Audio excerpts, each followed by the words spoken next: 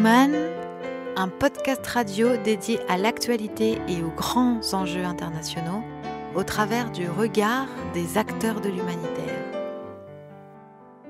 Une émission présentée par Pierre-Alain Gourion. Bonjour à tous, ici Pierre-Alain Gourion depuis le Loft Art à Villeurbanne. Dans notre émission Human, toi l'homme, que fais-tu de ta planète? Avec aujourd'hui une question, est-ce que nous avons trop de lumière? C'est le projet Allumons les étoiles qu'a développé la ville de Genève sur la pollution lumineuse. Et nous avons donc, pour vous parler de ce sujet, autour de cette table, eh bien, deux scientifiques et une politologue. Deux scientifiques en la personne de Madame Vaugelin, Isabelle Vaugelin, qui est une astrophysicienne lyonnaise, pourrait-on dire, française en tout cas. Lyonnaise, oui. Voilà, qui regarde à longueur de journée et de nuit les étoiles et les constellations. Hélas non, j'y passe pas mes nuits. Les astronomes maintenant passent peu de temps au télescope, mais c'est toujours avec un plaisir immense que effectivement je fais des observations au télescope. Ça fait vraiment partie du cœur de métier que j'apprécie le plus.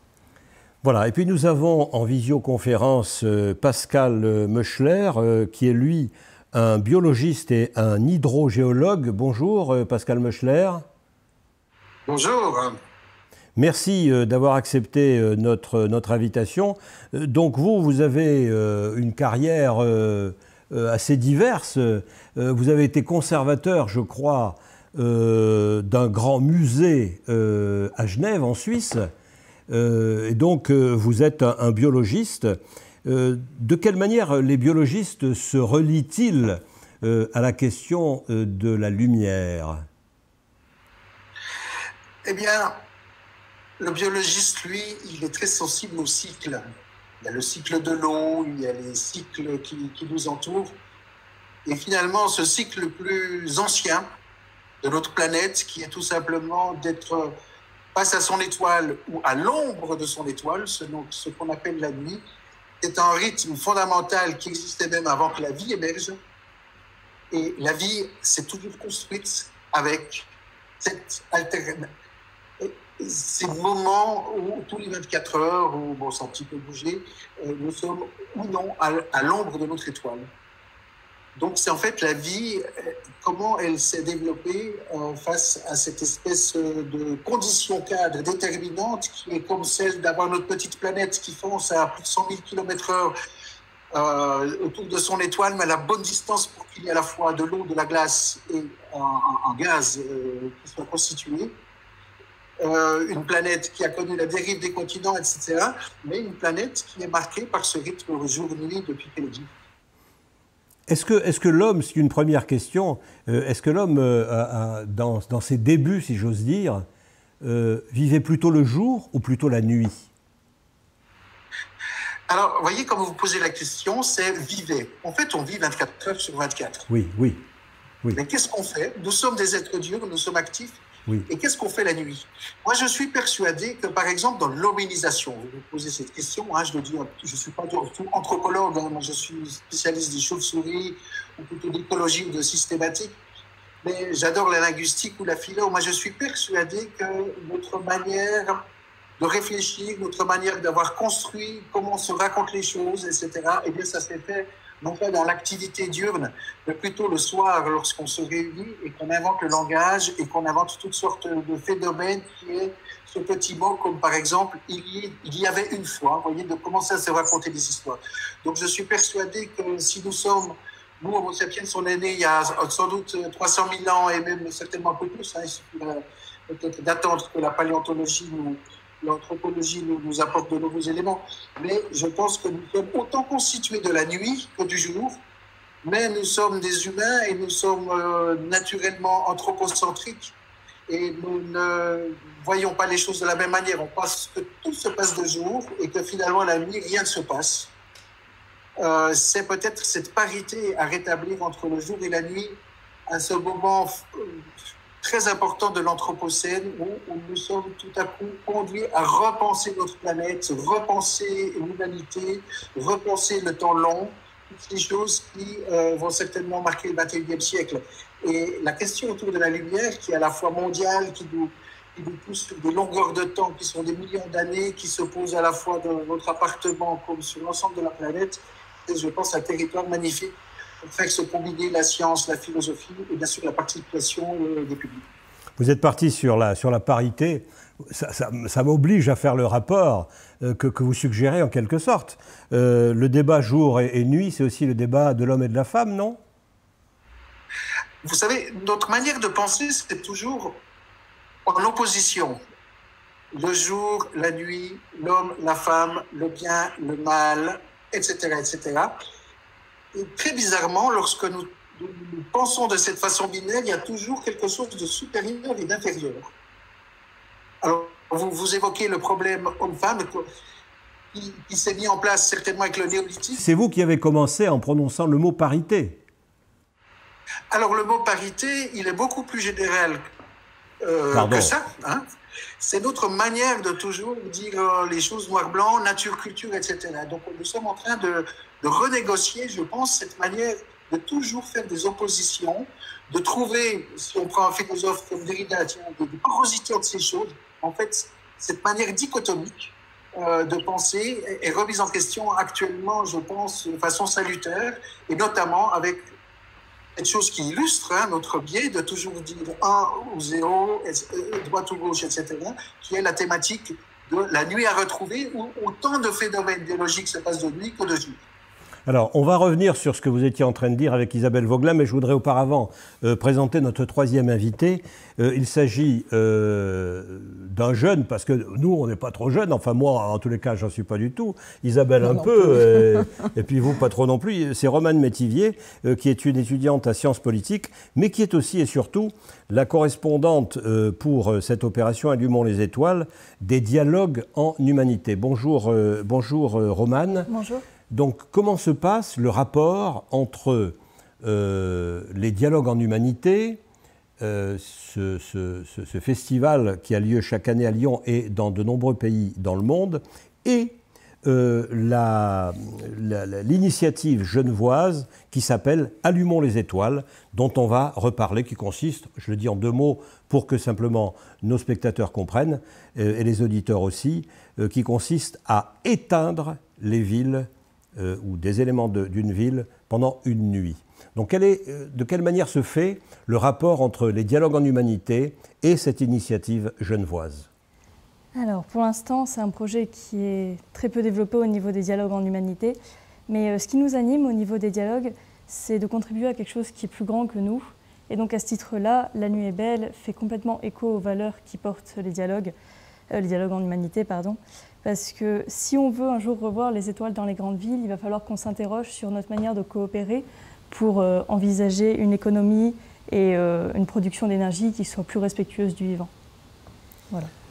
Voilà. Isabelle Vauglin, peut-être est-ce le moment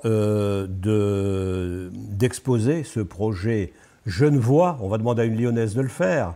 Et puis on inversera comme ça tout à l'heure ce projet sur La Nuit est belle, rallumer les étoiles. C'est déjà très joli. Alors, La Nuit est belle, effectivement, c'est le nom du projet qui a été développé par Eric Ashlar et Pascal Meuchler et qui a abouti à l'extinction de tout l'éclairage public sur plus de... C'était 142 communes, je crois, la première fois, qui était le 26 septembre 2019. Ça a permis de faire une action un peu choc pour montrer aux gens, leur faire prendre conscience de l'ampleur du problème et de leur montrer à quel point les choses étaient liées. Et je suis tout à fait d'accord avec Pascal quand il dit qu'il faut essayer d'éviter les dichotomies. Je reviendrai là-dessus tout à l'heure si j'en ai l'occasion. Mais là, le projet, ce n'est pas seulement l'aspect astronomique, mais c'est un projet qui est très largement multidisciplinaire. Alors c'est vrai qu'en étant observatrice, donc j'ai passé beaucoup de nuits au télescope et même les astronomes ils vont se mettre dans des lieux qui sont très reculés. On est sur le Mauna Kea à Hawaï qui est à 4200 mètres d'altitude. On est dans le désert de l'Atacama au Chili. Je travaille moi sur le projet d'aller mettre un télescope sur le continent antarctique. Donc vraiment on va le plus loin possible pour essayer de trouver le ciel le meilleur possible.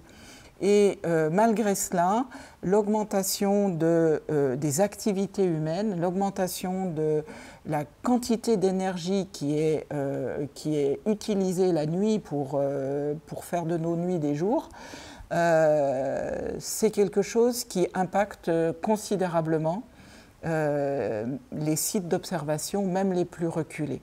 Question naïve, pourquoi est-ce que je vois moins bien les étoiles quand il y a des lumières à proximité? Parce que l'intensité des lumières qui sont dans la rue, qui sont autour de nous, qui sont peut-être même un peu plus loin, parce que ça peut faire un gros halo, est telle que du fait de l'atmosphère terrestre, ça va être diffusé, ça va créer un halo autour de nous, et cette lumière va être beaucoup plus intense que celle qui vient des étoiles. Donc, les étoiles ne vont pas gagner la partie et on aboutit maintenant à quelque chose qui, à mon avis, est dramatique parce que ça touche vraiment profondément à notre humanité.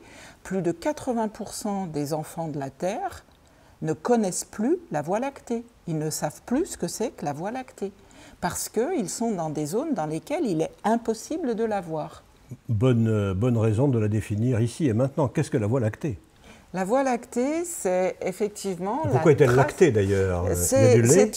Exactement, c'est une dénomination des Romains que l'on tient que eux-mêmes tiennent des Grecs, qui caractérise cette trace lumineuse, laiteuse, que l'on voit dans le ciel et qui correspond en fait à la tranche de notre galaxie.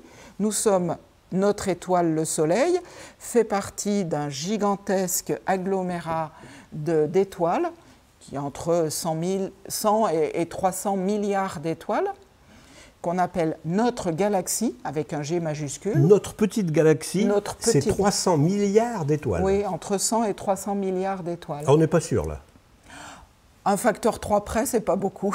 Bon, 300 milliards, ça fait quand même beaucoup. Et ça, c'est notre galaxie. C'est notre galaxie à nous. Et comme nous sommes dedans, eh bien, quand vous voyez, c'est comme si sur cette table, vous faisiez partie de l'épaisseur de la table. Vous voyez bien qu'il y a une direction dans laquelle vous allez voir une portion très importante de la table. Alors que si vous regardez dans la direction opposée, eh bien, vous voyez beaucoup moins.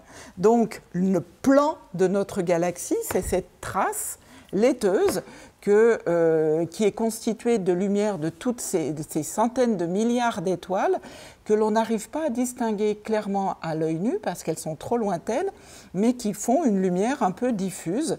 Et alors c'était dans la mythologie grecque du lait qui était parti du sein des rats qui a projeté dans le ciel.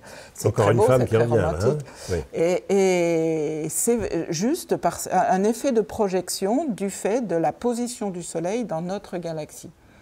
D'accord. Et donc, juste pour caler les esprits, 300 milliards d'étoiles dans notre galaxie, et combien de galaxies? Des centaines de milliards de galaxies dans l'univers. Des centaines de milliards? Oui, et notre galaxie est une galaxie assez moyenne. Il y a des galaxies qui peuvent être 100 fois, voire les plus grosses peut-être 1000 fois plus grosses que notre galaxie. Comment sait-on qu'une galaxie s'arrête et qu'une autre commence en quelque sorte? Parce qu'il y a des très grands vides entre ces amas d'étoiles. Comment voit-on le vide? En fait, on voit les densités d'étoiles. On voit que la densité d'étoiles va diminuer. Alors, c'est les densités lumineuses. Après, on ne va pas partir sur l'astronomie, mais après, il y a entre les galaxies du gaz qui a été mis en évidence, mais que l'on voit surtout dans le rayonnement ultraviolet, voire rayons X. Et on est capable donc, puisqu'on le détecte, d'estimer sa densité. Et sa densité est beaucoup plus faible que la densité à l'intérieur d'une galaxie. Et on le voit sur les images, si vous avez déjà vu une image de la galaxie d'Andromède, on voit très bien qu'il y a les étoiles... Andromède, c'est la nôtre? Non, la nôtre, c'est la Voie lactée. Ah oui, nous sommes dans la Voie lactée. Nous sommes dans la Voie lactée, nous appartenons à la Voie lactée. D'accord. Et la galaxie d'Andromède est la galaxie la plus proche de nous, qui est quand même à quelque chose comme 2 millions d'années-lumière. C'est-à-dire qu'il faut 2 millions d'années pour que les photons qui sont partis de la galaxie arrivent jusqu'à nous. Donc si vous regardez la galaxie d'Andromède ce soir, puisqu'il fait beau, il faudra quitter Lyon parce qu'autrement vous ne la verrez pas, eh bien les photons qui vont arriver sur votre œil pour faire cette image-là sont partis il y a 2 millions d'années. Eh oui. Et donc ils sont peut-être inexistants aujourd'hui. Ah ben, ils sont pour autant que le temps ait un sens. Ils existent puisqu'ils viennent former l'image sur votre œil ou sur les télescopes si on les observe au télescope. Oui, mais ils ont mis pas mal de temps à arriver. Oui, mais donc ils sont existent. Peut-être éteints aujourd'hui. Un photon, ça ne s'éteint pas. Ah bon? C'est absorbé. Un photon, ce n'est pas une luciole. Ah oui. C'est pas la même chose. Bon. Beaucoup de choses à apprendre, hein. Beaucoup de choses à apprendre. Donc j'en reviens à cette pollution alors juste lumineuse. parce que c'est tellement extraordinaire cette aventure, des milliards de milliards, vous avez dit, de galaxies, d'autres galaxies. Oui, des centaines de milliards. Ouais. Il y a une limite? Grave question. Pour l'instant, on ne peut pas dire. On cherche si l'univers a une limite. Pour l'instant, il n'en a pas. Est-ce qu'il est concevable que l'univers n'ait pas de limite? Il est beaucoup plus difficile d'essayer de concevoir que l'univers est une limite. D'accord. Parce que s'il y a une limite, ça veut dire qu'on va immédiatement poser la question, qu'est-ce qu'il y a après? Oui, bah oui. Donc en fait, il est plus simple d'envisager que l'univers n'ait pas de limite. Bon. Voilà, c'est un gouffre de poésie. Oui. D'interrogation. Ah oui, c'est bien pour ça que je continue, à mon âge respectable, de continuer à adorer les nuits au télescope. Parce qu'on est dans des lieux, dans ces cas-là, où le ciel est magnifique. Et moi, je vais vous paraître peut-être un peu bécasse, mais je plonge dans l'univers quand c'est des nuits comme ça. Pour moi, c'est beau. Bien sûr. Donc c'est pour ça que je voudrais impérativement que les humains qui vivent actuellement sur Terre puissent avoir cette connexion avec le ciel. Et je pense que c'est quelque chose qui nous relie vraiment à notre humanité, parce qu'on a complètement perdu cet aspect des choses, et il y a énormément d'humains qui envisagent que, on est sur la Terre nous appartient, on n'envisage plus du tout que, en fait, on est en symbiose complète avec la faune, avec la flore, avec ceux qui nous ont précédés, les espèces qui se sont éventuellement éteintes. On est issus de toutes ces évolutions et qu'on est relié, on est un petit vaisseau magnifique, splendide, unique, mais perdu au milieu de l'univers. Et c'est vrai, quand j'entends très souvent des gens qui disent « Ah, mais de toute façon, vous, les astronomes, vous avez découvert des tas d'exoplanètes, des planètes qui seraient autour d'autres étoiles. » Oui, on en a découvert des milliers. Oui, d'accord, c'est pas pour autant qu'on pourra y aller. D'une part, pour deux raisons. D'une part, c'est que les distances sont telles qu'il est strictement impossible d'envisager d'y aller. À la vitesse actuelle des sondes qui sont parties déjà depuis plusieurs dizaines d'années, il faut typiquement entre 12 et 17 000 ans pour croiser la première étoile. Donc, à quelle vitesse? À la vitesse qu'on est capable d'atteindre faire. Nous avec la sonde la plus rapide créée par l'homme, c'est la sonde qui s'appelle New Horizons, celle qui est passée à proximité de Pluton. Elle faisait du 15 km par seconde. Oui. Voilà, elle va accélérer, elle va continuer à accélérer un petit peu, mais typiquement, c'est ça. 15 km par seconde. La plus proche étoile, qui est Proxima du Centaure, elle est à 4,2 années-lumière, elle est à 40 000 milliards de kilomètres. À 15 km par seconde, Vous faites le calcul, je vous octroie même 45 000 milliards de kilomètres, c'est plus facile à diviser par 15, et vous me trouvez là, instantanément, calcul mental, combien de secondes il faut pour y arriver. Je demande un break, je demande une pause, et je vous propose un instant musical pour nous détendre un peu après ces immensités. Et pour faire le calcul, je vous donne le calcul dans quelques minutes.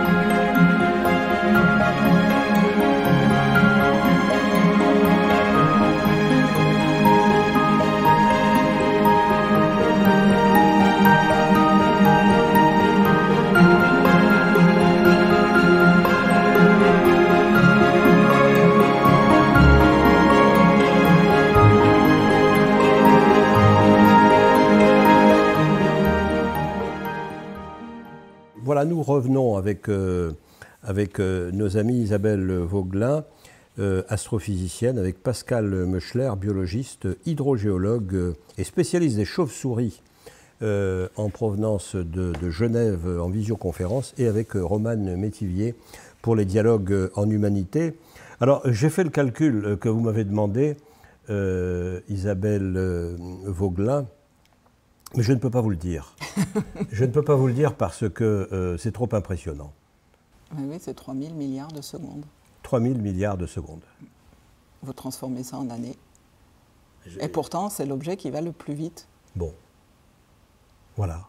Alors peut-être est-ce le moment, Pascal Meuchler, après cette petite introduction sur l'immensité de ce qui nous entoure, de parler de ce projet genevois que, ma foi, l'astronomie, les astronomes lyonnaises, les astrophysiciennes lyonnaises et maintenant Dialogue en Humanité essaient de faire adopter par la communauté de communes lyonnaise, par la métropole de Lyon et par la ville de Lyon. Donc quel est ce projet La nuit est belle, allumons les étoiles. Donc le projet La nuit est belle, c'est se poser des questions sur l'astronomie, sur la biologie, sur les villes de demain. Vraiment villes qui vont se réchauffer la nuit plus vite tous les jours. C'est quoi la ville de demain en 2050? Est-ce que ce sera des lumières partout, l'impossibilité de voir le ciel étoilé, de se connecter avec le cosmos? Et si on perd ce paysage nocturne, est-ce que nous perdons quelque chose en humanité? Moi, je suis absolument d'accord. Oui, c'est fondamental de rester connecté. C'est une philosophie immédiate quand on se connecte au ciel étoilé. Mais c'est aussi, c'est-à-dire, la fine pellicule de vie dans laquelle nous vivons. Les humains sont devenus extrêmement puissants. C'est ce qu'on appelle l'anthropocène. Nous avons la possibilité maintenant, en quelque sorte, de faire des choix qu'on n'aurait pas imaginé il y a 40 ans, avoir une influence sur le climat, avoir une influence sur l'effondrement de la biodiversité. Et quand vous savez que 80% de la biomasse des insectes dans nos régions européennes s'est effondrée en 30 ans. Qu'est-ce que c'est la biomasse? Cet effondrement de la biodiversité. La biomasse, c'est le poids des animaux. Vous savez, quand vous avez par exemple une forêt, vous avez environ 15 kilos de gros animaux que vous voyez, mais vous avez plus de 1000 kilos de petites bêtes que vous ne voyez pas. Et l'actuel effondrement de la biodiversité, ce n'est pas tellement les grosses bêtes, mais c'est toutes ces petites bêtes qui disparaissent aussi vite qu'un iceberg de fond. Et nous sommes en train de perdre, par exemple, la biodiversité et cette biomasse, le poids de ces petits insectes ou petits organismes invisibles et qui sont pourtant déterminants dans la vie de la fine pellicule que nous habitons, à cette zone critique autour de la planète Terre, et qui finalement disparaissent dans la plus grande indifférence. Et le deuxième facteur de mortalité des papillons ou des animaux nocturnes volants, c'est les insecticides en première position, mais c'est la lumière artificielle qui double tous les 20 ans et qui finit par avoir une incidence colossale sur l'équilibre des écosystèmes. Vous voyez, il y a de l'astronomie, il y a de la biologie, il peut y avoir aussi tout un questionnement sur l'énergie. C'est vrai que ces éclairages inutiles, bien souvent, c'est un gaspillage d'énergie avec une finie production de CO2, mais c'est aussi toute une manière peut-être de penser la ville de demain. Quand les villes seront devenues peut-être un peu trop chaudes, nous aurons d'autres activités nocturnes. Donc, c'est une manière de rassembler plein de problèmes où nous avons tant les sciences humaines que les sciences de l'astronomie, que les sciences dures, que les maths, tout se relie. Et c'est pour cette raison qu'Ikashkar et moi, on a souhaité, en plus de La Nuit est belle, fonder une nouvelle discipline scientifique qu'on appelle la noctilologie, pour qu'on cesse de réfléchir toujours dans des silos, du point de vue de l'astronomie, que du point de vue du biologiste, que du point de vue des spécialistes de l'énergie, pour essayer d'associer aussi le public à une démarche qui peut aboutir à des mesures concrètes et immédiates, parce que la pollution lumineuse, c'est sans doute une des plus faciles à combattre, une des plus simples à combattre. Il suffit d'éteindre et si on se trompe, on réalise. Ce n'est pas du tout le cas du problème du plastique, ce n'est pas du tout le cas du problème des métaux lourds dans les lacs, etc. Enfin, là, ça c'est la bonne nouvelle, peut-être la seule, c'est que nous avons affaire à une pollution qui est extrêmement simple de prendre en main et où tout le monde peut être acteur avec un résultat immédiat. Voilà. On est un peu désespéré avec le réchauffement climatique de se dire que si on fait quelque chose, c'est que pour d'autres temps. Donc là, on a quelque chose qui, je dirais, donne un peu de l'espoir. Voilà, alors comment est-ce que, avec cette pratique de la noctilologie, j'ai bien prononcé, la noctilologie, cette nouvelle science liée à la nuit et qui permet de ramener en quelque sorte ensemble des sciences qui étaient jusque-là relativement indépendantes et éparses, comment est-ce que cette idée de noctilologie vous a amené, avec vos partenaires genevois, à proposer à la ville de Genève et à arriver à convaincre les politiques d'éteindre les lumières pendant une nuit? Bien, en fait, c'est l'inverse qui s'est produit, c'est l'expérience de ces conférences sur le territoire, l'écoute des gens. L'enrichissement d'Éric Ashkar, qui est ingénieur aussi, qui vient avec le questionnement de l'astronomie et de la perte du lien avec le ciel étoilé, les biologistes, etc., qui fait qu'on développe finalement un certain enthousiasme grâce aux assises européennes de la transition énergétique et Grand Genève, qui est séduit par cette idée et qui dit on va y aller, on va faire ça, c'est la première fois au monde qu'on était un si grand territoire. Et d'ailleurs, le monde ne s'est pas trompé parce que la BBC a couvert, Euronews, etc. Donc voilà, tout à coup une idée. Et c'est finalement en voyant tous ces partenaires, tous ces intérêts qu'on n'avait pas totalement identifiés au départ, et notamment l'importance des sciences humaines, qui nous a fait dire, mais finalement, cet élan, il faut une maison, un endroit pour se réunir, pour discuter, d'où l'intérêt de tout à coup se dire, mais créons une espèce de toit qui s'appelle la noctilologie, qui est un peu une science de l'anthropocène qui vient d'une problématique et qui permet de réunir des gens qui, normalement, ne se parlent pas. Voilà. Romane, une question à poser à Pascal Meuchler. Oui, tout à fait. Du coup, avec les dialogues en humanité, on est en train de réfléchir à un projet qui pourrait s'approcher le plus possible de La Nuit est belle. Mais aujourd'hui, on fait face à pas mal d'obstacles qui sont notamment liés à la peur, en fait. C'est-à-dire que dans l'inconscient collectif, l'obscurité est souvent liée au danger. Et on fait aussi face à une instrumentalisation des problématiques qui sont liées à des quartiers populaires. C'est-à-dire que les gens vont souvent rétorquer que l'obscurité peut, je ne sais pas, favoriser la délinquance, par exemple. Alors ma question, c'est comment est-ce que vous avez réussi à Genève à passer outre, à convaincre les gens que c'était un projet qui était bénéfique de A à Z? Alors, je pense que c'est un exemple d'un projet qui n'est pas top-down, mais qui va encore une fois vers l'écoute. Par exemple, à Lyon, vous pourriez très bien imaginer multiplier des discussions de quartier, préalablement. Je sens qu'il y a aussi beaucoup d'intérêt de la part des artistes et des créateurs. Vous avez, je suis sûr, même des chanteurs de rap qui disent « Waouh, j'ai envie de m'inscrire dans cette chose ». Et finalement, vous êtes face à un problème d'environnement où vous pouvez tout à coup l'utiliser pour faire du lien social, de laisser finalement la ville telle qu'elle est s'exprimer, l'écouter, l'animer. Parce que ce qu'on a constaté, c'est qu'au-delà des clivages politiques, par exemple, nous avons été appelés à nous prononcer et à expliquer notre point de vue pour une motion à Genève qui consistait à introduire le questionnement sur la pollution lumineuse de façon officielle dans l'État de Genève. Et la votation, elle est assez surprenante parce qu'au-delà des partis politiques, tout le monde a voté pour. Il y a eu un oui collectif. Pardon de vous interrompre. Est-ce que c'était une votation au sens suisse, c'est-à-dire une sorte de référendum concernant quelle surface en Suisse, à Genève? Alors là, c'est un député qui dit pour le canton de Genève, oui, nous devons faire quelque chose pour la pollution lumineuse. Et c'est une motion. Donc à un moment donné, le Parlement devra dire est-ce que nous acceptons cette motion ou pas. Donc il y a une commission d'enquête et il y a une pré-votation au niveau de la commission spécialisée et ensuite on va vers la votation générale du Parlement. Et souvent, quand il y a une motion, il y a des jeux politiques qui se mettent en place, c'est normal, gauche, droite, etc.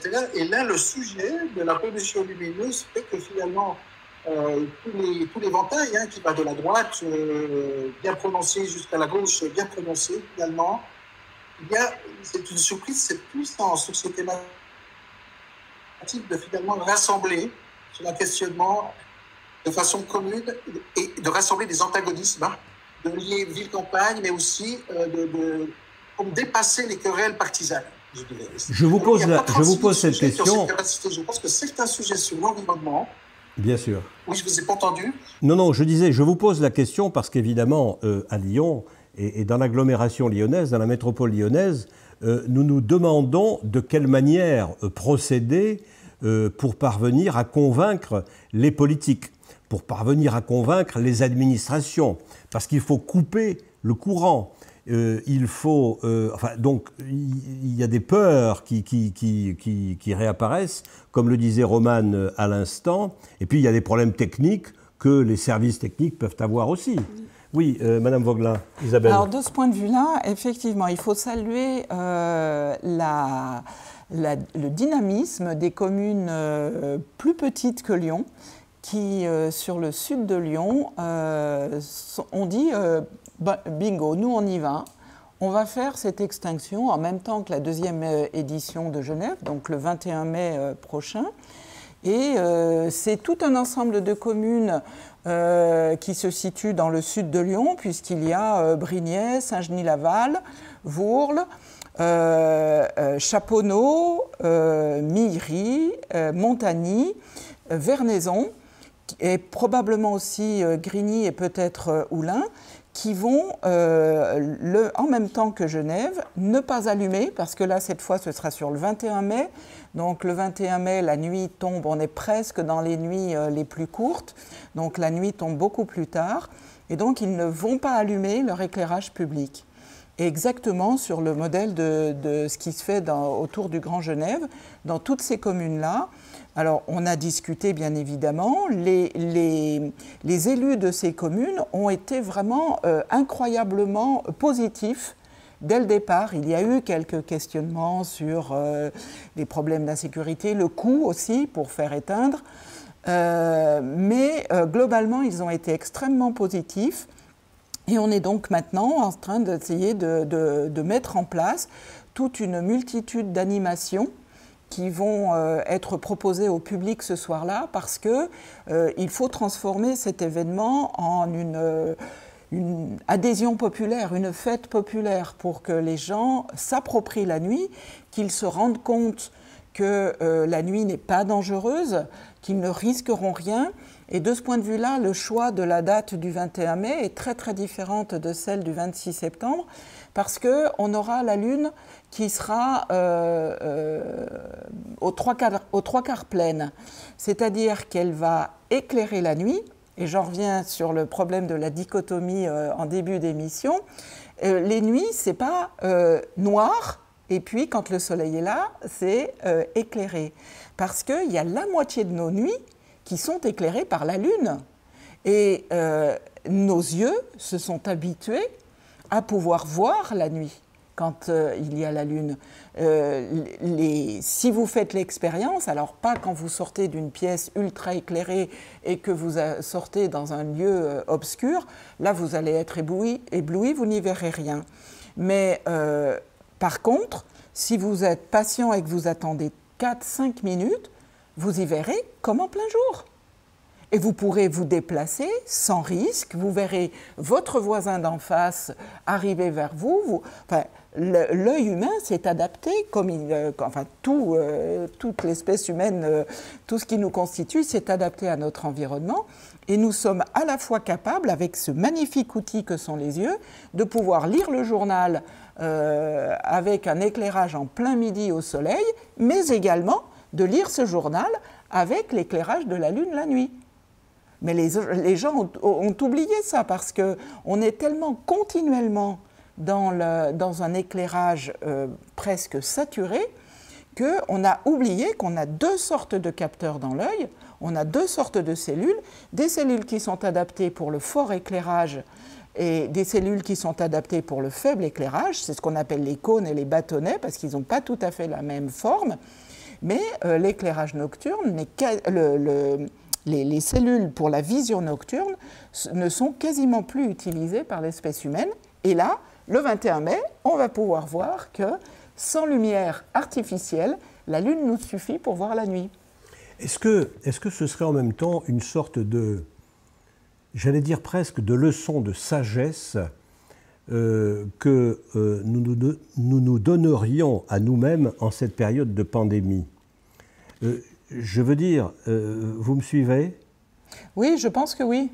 Je pense que oui. Et d'ailleurs, c'est dans le bilan de Sylvie Varès, quand elle parle du bilan de la première édition de La Nuit est belle sur le Grand Genève, elle dit souvent ce qu'il est revenu de la population, c'est une sensation de calme. Ce n'est pas une sensation de peur, n'est-ce pas Pascal ? Je ne me trompe pas. Oui, et c'est une fête. C'est quelque chose qui, à mon avis, c'est pas antagoniste, par exemple, par rapport à la fête des Lumières à Lyon. C'est la même chose. C'est quelque chose qui doit être une fête, qui doit être une adhésion, où les gens jeunes, j'ai envie de dire, mais vous savez, c'est un territoire incroyable de prise de parole, de discussion, de moments intéressants. Je vous montre d'ailleurs la réaction. Là, vous avez je vous montre le manuel de géographie du bac de cette année, de chez Bella. Tous les éditeurs ont compris l'intérêt de cette opération parce que c'est déjà enseigné dans le manuel du bac. Vous voyez, la nuit est belle. C'est déjà dans le manuel du bac pour un exercice transfrontalier. Alors, on va peut-être donner les références de cet ouvrage que vous nous avez montré à l'image. Donc, comment s'appelle-t-il ? C'est le manuel de terminale du bac de géographie de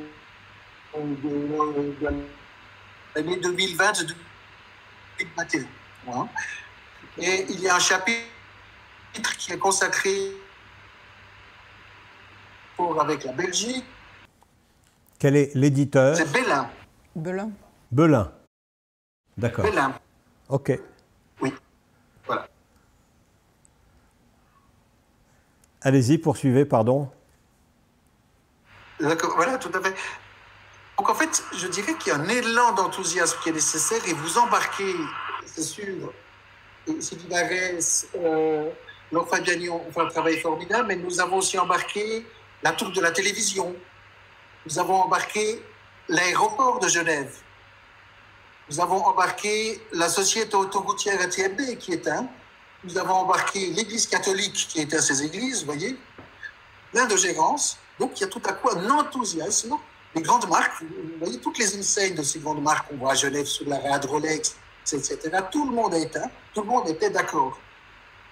Donc, c'est peut-être un effet d'enthousiasme, de passion à créer, notamment avec la jeunesse, de se dire, mais finalement, la ville de demain, on a envie de réfléchir aussi pour quelle ville de demain la nuit, parce que nous, on vit aussi la nuit, et de donner envie. Et je dirais que dans le tissu campagnard, il y a même une association de la transhumance des vaches d'alpage qui sont faites sur le Jura, qui s'est associée au mouvement, vous voyez.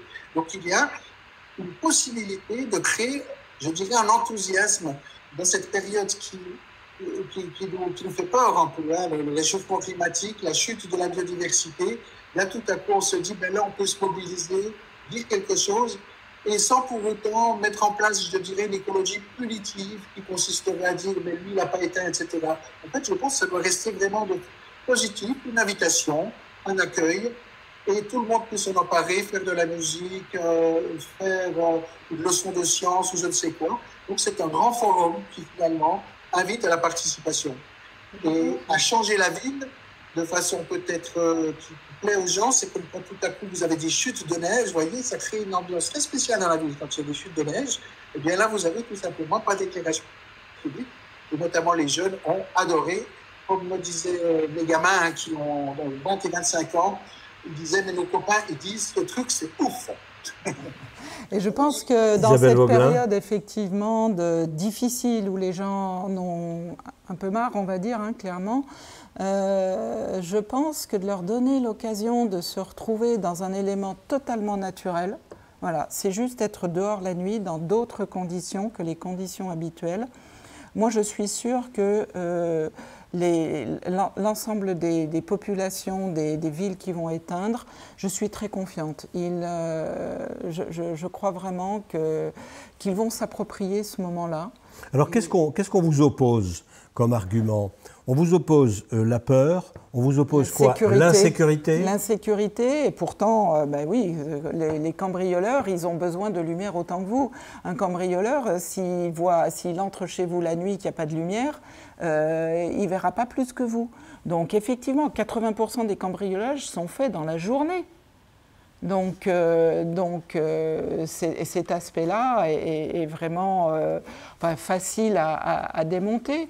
Et les zones éclairées pour les autoroutes, les zones urbaines éclairées, les gens ont tendance à rouler plus vite et donc à avoir un comportement qui est plus accidentogène que si vous êtes sur une route de campagne éteinte, où vous avez plus l'essence aux aguets parce que vous ne voyez pas a priori comme en plein jour. Donc vous êtes plus attentif. Voilà, eh bien écoutez, nous allons faire une nouvelle pause, si vous le voulez bien, une nouvelle pause musicale, en rapport sans doute avec notre objet, et nous revenons dans quelques minutes.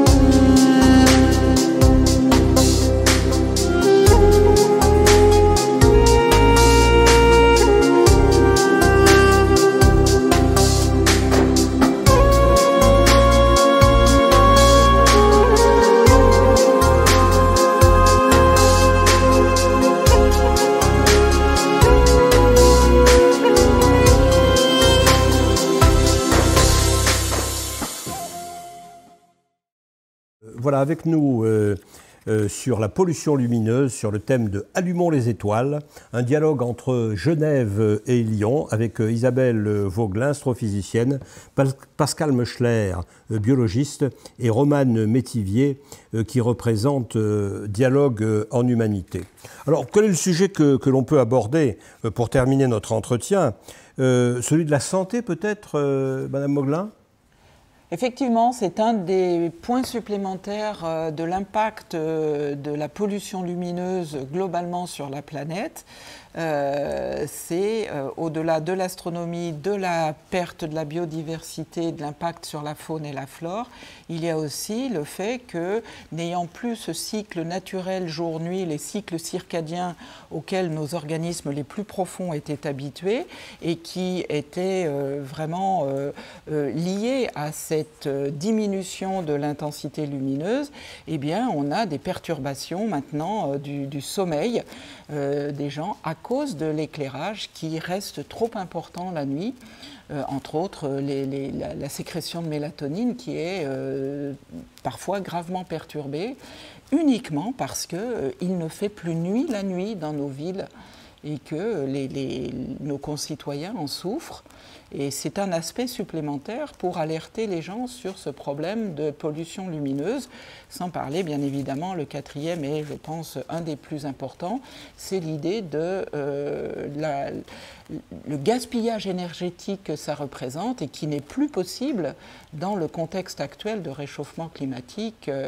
C'est vraiment, il faut arrêter ce gaspillage, il faut, alors bien sûr, là ce sera une nuit, l'idée finale, c'est d'essayer de faire en sorte que toutes les communes éteignent toutes les nuits pour globalement économiser. Alors Pascal pourra vous donner les chiffres en kilowattheures économisés sur la nuit du 26 septembre, c'est impressionnant. Donc diminuons les notes d'électricité des communes, c'est souvent la première ou la deuxième point le plus coûteux sur une commune, c'est la note d'électricité. Donc autant la diminuer le plus possible en arrêtant d'éclairer des zones qui ne sont pas utilisées la nuit et qui gênent les dormeurs, qui gênent les insectes, qui gênent la faune, la flore et tout ça. Mais alors je pense que les nouveaux politiques élus à Lyon et à la métropole de Lyon depuis quelques 6 mois devraient être extrêmement ouverts à votre suggestion. Ils auraient dû, me semble-t-il, applaudir des deux mains et s'emparer de ce sujet. On a un maire de Lyon qui est volontiers, qui n'a pas hésité à critiquer le Tour de France, par exemple, ce qui n'était pas très populaire, évidemment. Ce serait une magnifique preuve de la part de ces écolos que de dire, bien, nous avions, et nous avons toujours peut-être une tradition à Lyon qui est la fête des Lumières, que vous la connaissez, Pascal Meuchler, mais face à cette fête des Lumières, nous allons faire non pas la fête de l'obscurité, fête des étoiles, mais la fête des étoiles. Ce serait joli et ça marcherait très bien, et peut-être pourrait-on également dans notre agglomération créer un mouvement d'enthousiasme. Peut-être que Sciences Po et les dialogues en humanité vont nous y aider. Romane. Sciences Po, je ne sais pas, même si on est de plus en plus sensibilisé effectivement en cours à la catastrophe écologique qui nous attend. Par contre, les dialogues en humanité, oui, c'est déjà un petit peu plus leur rôle.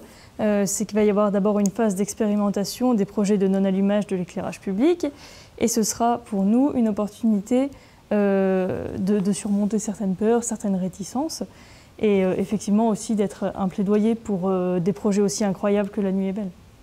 Voilà. Et c'est vrai que, bon, je pensais que cette année, les choses se combinaient parfaitement bien puisqu'il y avait ce changement d'orientation politique à la tête de la ville de Lyon et de la métropole. Mais bon, on a reçu un accueil tout à fait positif, mais il leur faut plus de temps. Il faut du temps et ils ont répondu que ça va se faire, mais pas cette fois-ci. Combien de temps a-t-il fallu, Pascal Meuchler, à Genève pour arriver à, non pas à ce que le projet soit à maturité, il n'y est d'ailleurs peut-être pas encore, mais à faire que un grand nombre de communes, et Genève au premier chef, soient d'accord et rentrent dans le jeu? Écoutez, moi qui ai mené pas mal de projets où il a fallu des années, depuis 30 ans, les chauves-souris, fondé la Nuit des chauves-souris, etc. Là, ça allait très vite parce que c'était 2 ans, parce qu'il y avait aussi des bons acteurs comme, encore une fois, Sylvie Varès, Maud Fabiani ou des gens comme ça. Et puis, je dirais qu'il y a un paradoxe parce que la devise de Genève, c'est Post Tenebras Lux. Donc, après la nuit et la lumière, et là, en inverse, c'est Post Tenebras. Il y a tout à coup un enthousiasme qui s'est opéré, mais à une vitesse, vous voyez, donc très rapide. Et, à mon avis, Lyon, s'ils ont envie de s'inspirer et d'y aller, de rester tout à fait dans une créativité, on a envie de faire cette expérience, de vivre notre vie de cette manière, et puis d'aborder avec des choses que Genève n'a pas su inventer, par exemple, tout à coup un aspect sur les sciences humaines qu'on a mal vu, et comme ça, avec ces territoires, s'enrichir mutuellement à travers une grande tradition qui lie les deux villes. C'est vrai que nous sommes reliés avec le Rhône, et si les sentiments des étoiles le long du Rhône font que, à travers quelque chose de tout à fait nouveau, et encore une fois d'unique au monde, quelque part, cette manière de grand territoire, c'est quelque chose qui se voit par satellite et qui est quelque chose de totalement nouveau. C'est donc aussi peut-être montrer l'enthousiasme d'être des innovateurs, des constructeurs, et de trouver chaque fois son chemin, sans pour autant passer peut-être par des choses qui sont encore une fois de l'écologie plus liquide, ou que de la réglementation, ou que de la science, ou que de l'astronomie, ou que de la biologie avec les chauves-souris, d'inventer, et tout est ouvert, de s'emparer de cette page blanche. Et la deuxième édition, la radio nationale, voilà, elle va être présente, la radio va être présente. Vous pouvez voir La Vie est belle avec des émissions radio et des choses tant du côté suisse que français. Et là, la radio dit « Wow, c'est nouveau, ça nous plaît, c'est une autre manière de tout à coup faire de la radio ». Donc, il y a finalement plein de possibilités d'invention qui, avec ce projet, sont à disposition de chacun, un comité de quartier, comme de l'ensemble d'une métropole prestigieuse et grande, classée au patrimoine mondial de l'UNESCO. Et je pense que ces initiatives rendront cette ville de Lyon encore plus belle. Je pense qu'effectivement, le thème même de l'extinction et de la fête populaire, on le voit dans l'organisation parce qu'on a complètement adhéré à ce que Genève a fait. On se base vraiment sur ce qu'ils ont posé comme jalon en tant que pionnier là-dedans. Et c'est vraiment un travail complètement en collaboration. On n'est pas du tout en compétition, absolument pas. On est vraiment, on utilise ce qu'ils font, on travaille avec eux, puisque Sylvie Varès, la chef de projet sur Genève, participe à nos réunions à nous. Enfin, vraiment, c'est exactement l'esprit, je dirais, de cette fête. C'est de rassembler l'humanité sur des points qui nous semblent essentiels, qui sont essentiels à la survie de l'humanité, mais également de la vie sur Terre. Je ne vais pas avoir peur de le dire carrément, ce n'est pas grandiloquent, c'est vraiment ça. Et de s'emparer de ces thèmes-là en les formant sur des aspects de fêtes populaires, d'adhésion de la population, je pense que c'est... Enfin, moi, je suis convaincue que ça peut être quelque chose de très positif. Et cet aspect, cette année, ce sera la nouveauté, c'est d'essayer de faire adhérer aussi, faire éteindre les particuliers. Faire éteindre les particuliers, inciter les gens, vous aussi éteignez, parce que vous aussi, par votre fenêtre, par votre jardin, vous participez à la pollution lumineuse.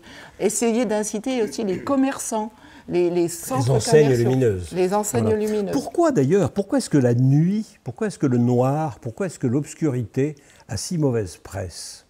À quoi est-ce que ça nous renvoie? Pourquoi est-ce que l'on dit c'est la face sombre? Oui, ben, vous posez la bonne question. Il peut faire partie de ces groupes de parole. Tout notre vocabulaire est orienté. Quand vous dites quelque chose est clair, vous dites que c'est éclairé.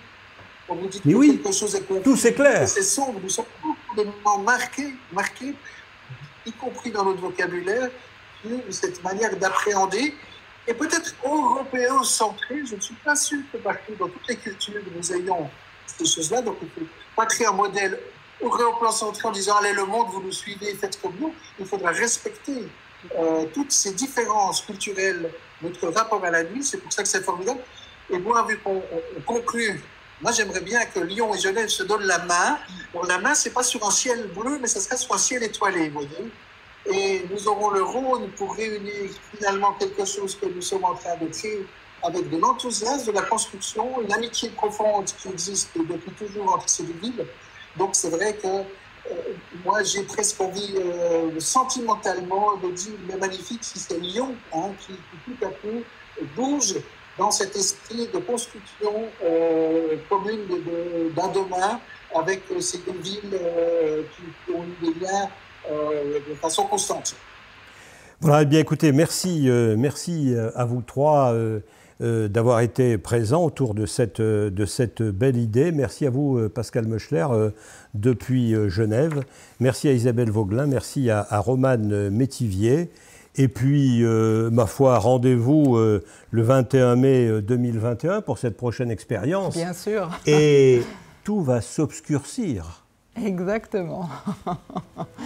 Merci, à bientôt. Salut.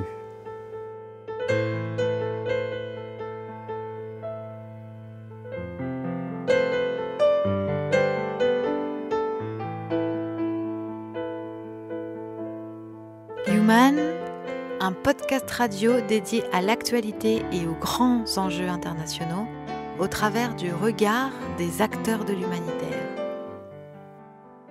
Une émission présentée par Pierre-Alain Gourion.